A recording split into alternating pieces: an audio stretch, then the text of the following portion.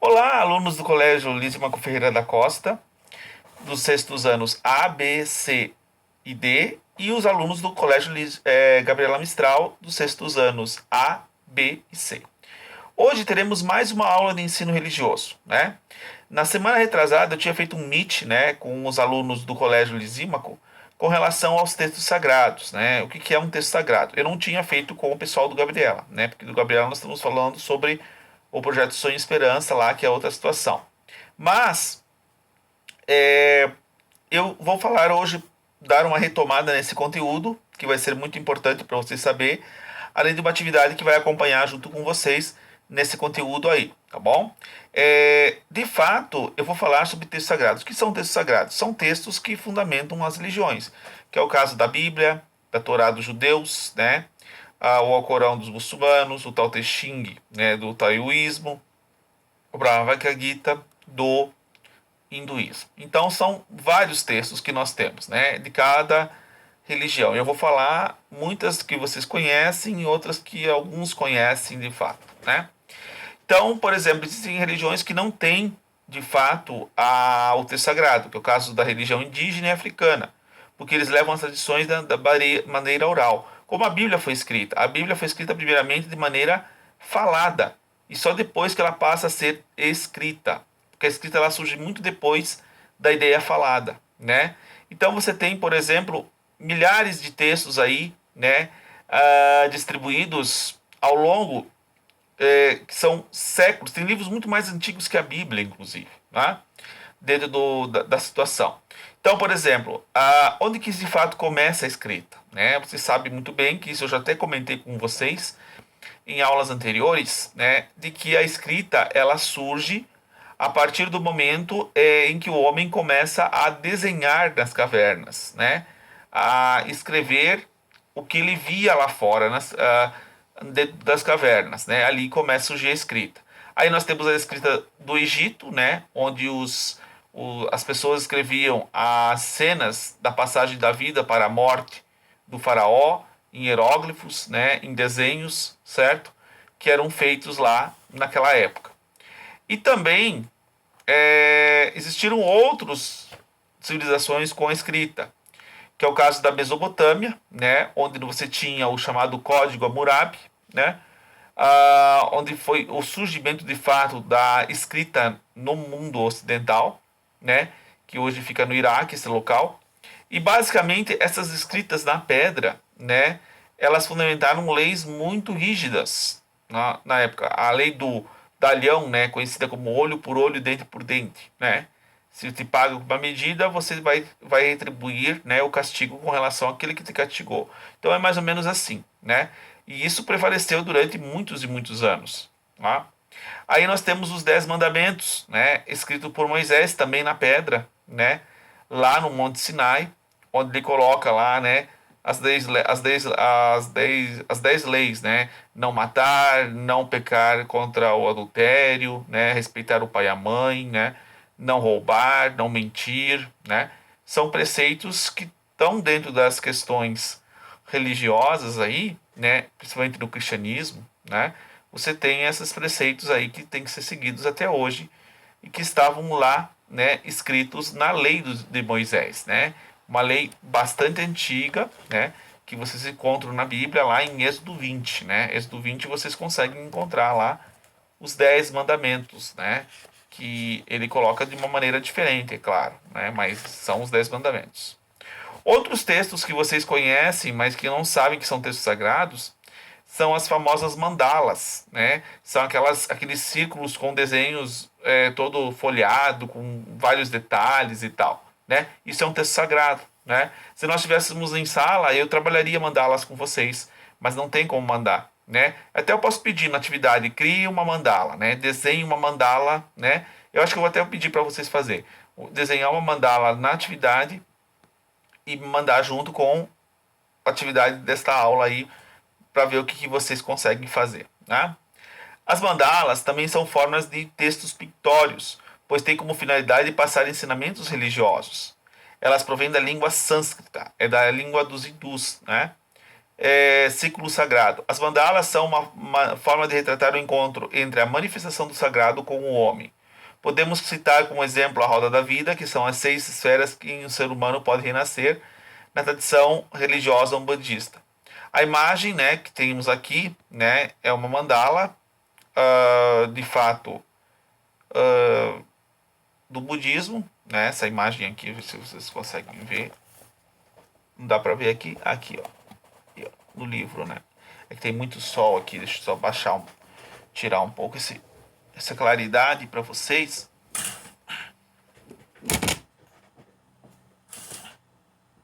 Mas daí ficou muito escuro, né? Bom, eu vou ligar a luz aqui, aí fica mais fácil.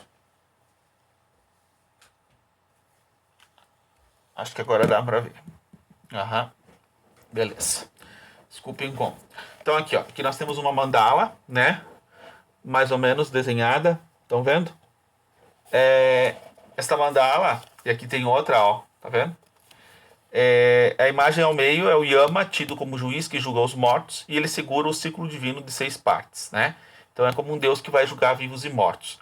O mesmo sentido no sentido da pintura do Michelangelo, né? Onde tem Jesus no centro, em que ele julga, né? Os que vão para o inferno caem para baixo, os que vão para a salvação vão para cima. É a própria arte, né? Que é representada no sentido da imagem, né? Dessa situação aí, né? Então, existem essas situações aí também dentro da questão, né, religiosa do budismo, né? Os livros sagrados são textos escritos que têm seu significado religioso, apresentam experiências de manifestação do sagrado, como também momentos de registro histórico da religião. Os registros históricos, né? Então conta, por exemplo, lá na Bíblia, a origem do judaísmo lá com Moisés, passagem do Rio Vermelho, né? A fuga do Egito, a construção de Israel. Então tem histórias que estão dentro dos livros sagrados. O livro sagrado adquire uma importância histórica insubstituível e torna-se confirmação da origem sobrenatural da religião, da origem divina da mensagem. Coloca-se também por consequência da tutela da ortodoxia. Para as tradições religiosas, os livros sagrados devem ser preservados para não comprometer os ensinamentos da própria divindade. Por isso, com a intenção de preservar a unicidade, as religiões estabelecem critérios para a interpretação e compreensão dos livros sagrados, que geralmente são: o livro sagrado é o centro da tradição religiosa e deve ser respeitado, né? Então, tudo se foca em cima dele. Apresenta a experiência da religião sagrada. A mensagem escrita no livro sagrado é preservada ao longo do tempo. Mesmo o texto sendo escrito em um período em que não é atual, sua experiência religiosa revela o significado e orientação para grupos religiosos que o seguem. A Bíblia, ela foi escrita há milhares de anos atrás, há séculos atrás, numa época totalmente diferente, né? Só que as pessoas ainda seguem aqueles preceitos que estão escritos lá, né?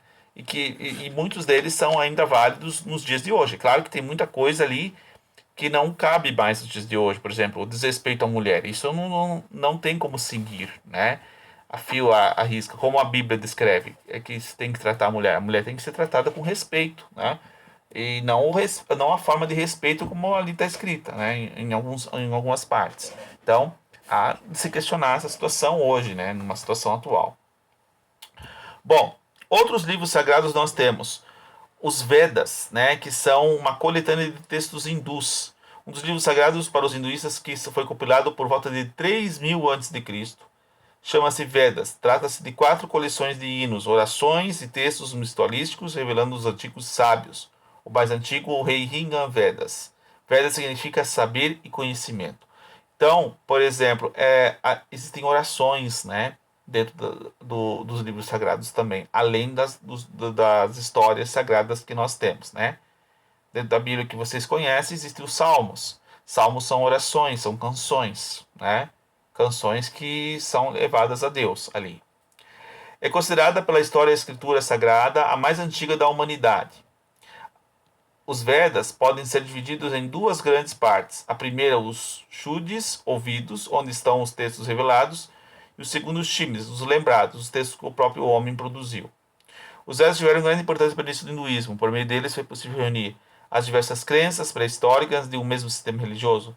Sua essência está no respeito aos ancestrais e a vinculação aos deuses. Então, o hinduísmo é uma religião que não tem fundador, não tem uma pessoa que criou o hinduísmo, né? Então, esses textos, essas orações muito antigas, elas fundamentam, né, a unidade de toda esta religião bastante, né, divulgada, né? Os hinduístas têm 3 milhões de deuses, pessoal. Então uma coisa que parece até insana isso, né? Mas de fato seria, né, uma forma de unificar toda essa cultura dos indianos aí nesse sentido, né? A Torá é o livro sagrado para o judaísmo e pode ser entendido como lei. Originalmente significa ensinamento ou instrução, totalmente escrito em pergaminhos. Pergaminhos é isso aqui, ó, pessoal. Tá? Se nós estivéssemos na sala de aula, eu mandava vocês fazer. Ó, são rolinhos, certo? Que você rola o texto. Não? A Torá é composta de 5 livros, que são Gênesis, Êxodo, Levítico, Números e Deuteronômio, né? Os 5 principais primeiros livros, né? Conhecidos também como 5 livros de Moisés. Ele inclui relatos bíblicos da origem do mundo, dos ancestrais de Israel, da escravidão do Egito, na libertação e dos mandamentos de Deus no Monte Sinai. Na Torá é contada a história do povo judeu e nela existem leis judaicas que fazem parte da aliança de Deus com o povo escolhido, devendo por isso ser observada integralmente. São 613 leis ou obrigações fundamentais escritas pelos judeus, né? Dentro desses 5 livros, nós temos 613 leis, né? Dentro dessas 613 leis, ali dentro dessas 613 leis, estão os 10 mandamentos que Deus criou, né? Só que além dos 10 mandamentos, tem mais 600 e poucas leis ali escritas, né? O livro de orações, Sirude e a festividade de Manzor, rituais da regra do higiene e leis morais. Durante a oração, os peregrinos da Torá são erguidos e os fiéis ficam de pé e exclamam: Esta é a lei que Moisés promulgou para os filhos de Israel. Quando a Torá não está em uso, os pergaminhos são enrolados e cobertos. Costuma-se colocar sobre os remates dos pergaminhos de coroas, conhecidos como Kern Torá, a coroa da lei, que significa a soberania da lei para a vida judaica, né? Então eles guardam esses livros num determinado local, que só são abertos quando a pessoa vai ler, né, e divulgar, né? É a mesma coisa, por exemplo, quem é, digamos assim, evangélico, o pastor lê lá na frente um texto da Bíblia, né, e o pessoal acompanha, né? Diferente da Igreja Católica, né, que nós temos o seguinte, né? Não é só o padre que lê, né? Existem os leitores na questão da liturgia. Então, alguém lá na hora da missa sai do local e vai até lá no ambão e lê o texto bíblico, né? Que era mais ou menos é uma tradição que vem do judaísmo, né? Essa ideia de você ter os integrantes fiéis dentro da igreja, um sai e vai lá e lê, né? É uma situação que é, coloca como todos dentro têm que estar, digamos assim, conhecendo o tal texto, né? O Alcorão. O Alcorão, né, do islamismo, é um livro sagrado para o islamismo. Os seguidores acreditam ser a revelação da fala ou a palavra de Deus. Para os muçulmanos, a mensagem divina foi transmitida para o profeta anterior, como por exemplo Moisés e Jesus, mas foi corrompida pelos homens. Portanto, para os muçulmanos, somente o Alcorão expressa sem falhas a palavra de Deus, né? O Corão significa leitura ou recitação. E suas palavras geralmente são cantadas porque quando Muhammad, que seria Maomé, recebeu os primeiros versos do anjo Gabriel, pediu para que fosse recitado. Então ele foi fundado pelo profeta Maomé, né, que recebeu do anjo Gabriel, mandado por Deus, este livro conhecido como o Alcorão, que é esse aqui, ó, né? É o livrinho aqui. Eu tenho um aqui, eu vou até mostrar para vocês que fica mais fácil de vocês verem onde que ele está. Quero ver aqui onde que eu coloquei ele. Deixa eu ver onde que eu guardo. Ah, ele tá ali, ó. Já pego para vocês verem aqui no meu biblioteca. Pera aí, só um minuto.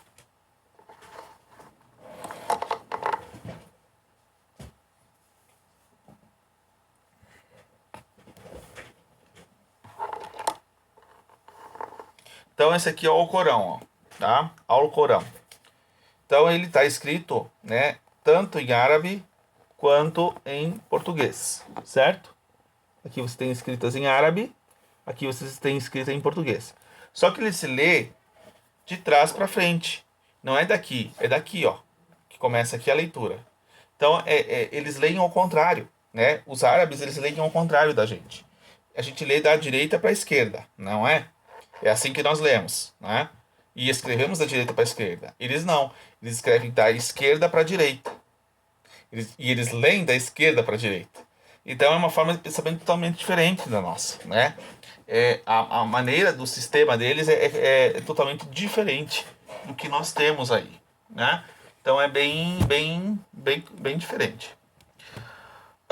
E nós temos a Bíblia, né? Que é o texto sagrado para o cristianismo e significa livros, né? Conjunto de livros.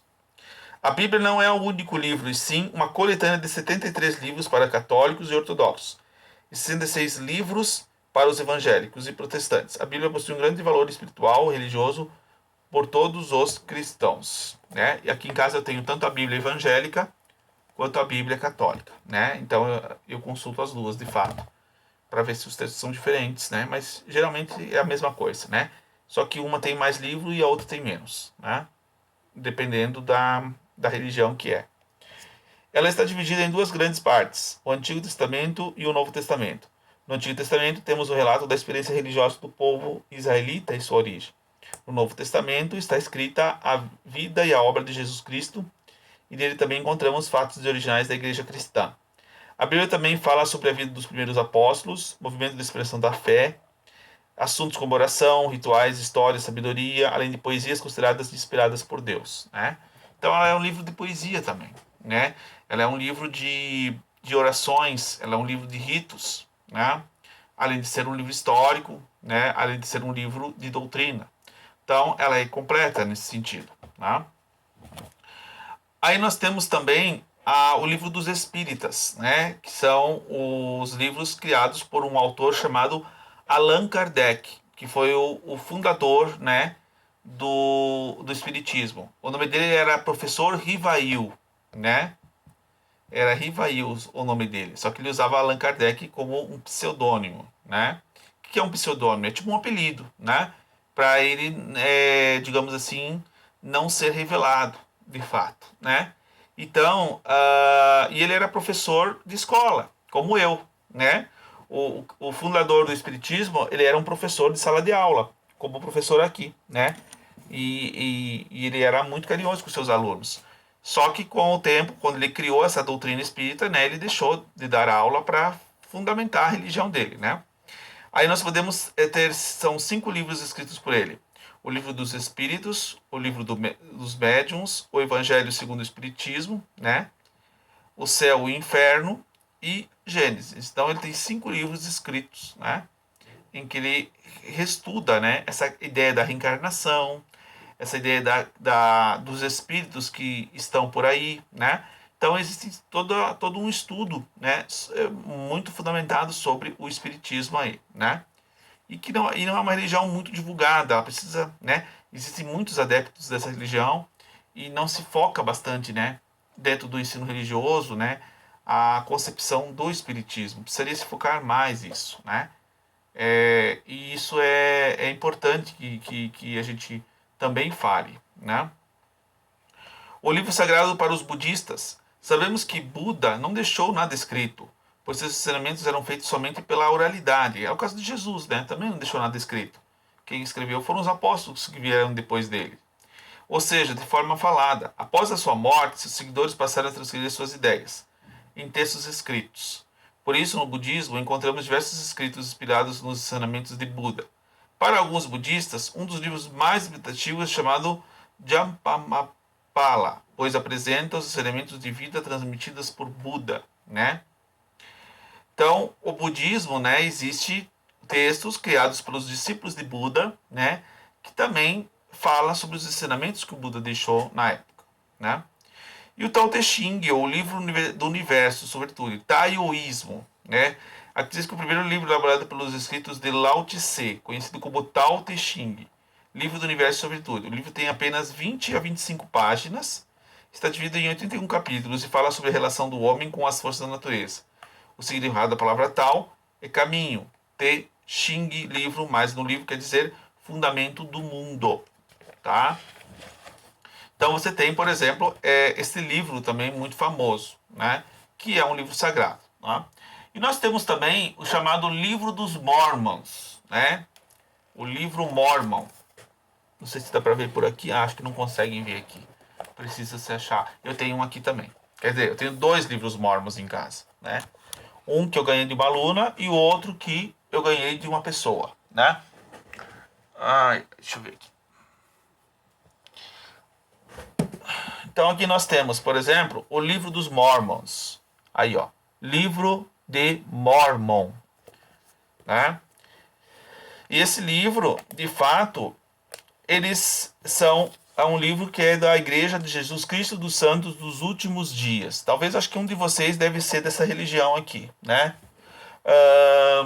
O livro Mormon foi escrito na América do Norte em 1823 por Joseph Smith, que é o fundador da religião de Jesus Cristo dos Santos dos Últimos Dias, né? Recebeu a missão do anjo Moroni a traduzir o livro que se chamava Escondido escrito em placas de ouro. Joseph Smith levou praticamente 10 anos para decifrar e traduzir esse manuscrito que hoje é conhecido como o Livro de Mormon, escrita seguida pela Igreja de Jesus Cristo dos Santos dos Últimos Dias. Os seguidores são conhecidos como Mormon porque acreditam que sua Bíblia seja o livro seguinte após o Novo Testamento. Né? Então eles acreditam que isso aqui seja o terceiro testamento de Jesus. Né? A devoção ao livro é garantida a salvação do juízo final. Então eles acreditam também que Jesus esteve nas Américas aqui, na América do Sul, né? Na América do Norte, visitou os índios aí, né? Os indígenas, né? Teve essa relação, né? Com eles, tal. Então eles têm essa crença, né? De que houve a passagem de Cristo também nas Américas, né? A religião mórmon. Então, existem milhares de textos aí, eu não lembro de todos, de fato, eu também não sei todos em si, mas eu tentei colocar os principais, né? Então, aí vocês têm uma atividade para se fazer e eu vou pedir para vocês criarem uma mandala, né? Vocês podem pegar exemplo da internet lá, tem um monte de exemplo na internet de mandalas, com figuras, desenham uma e colocam na atividade. Vocês pintam lá, botam uma mensagem, vai ficar bem legal, tá?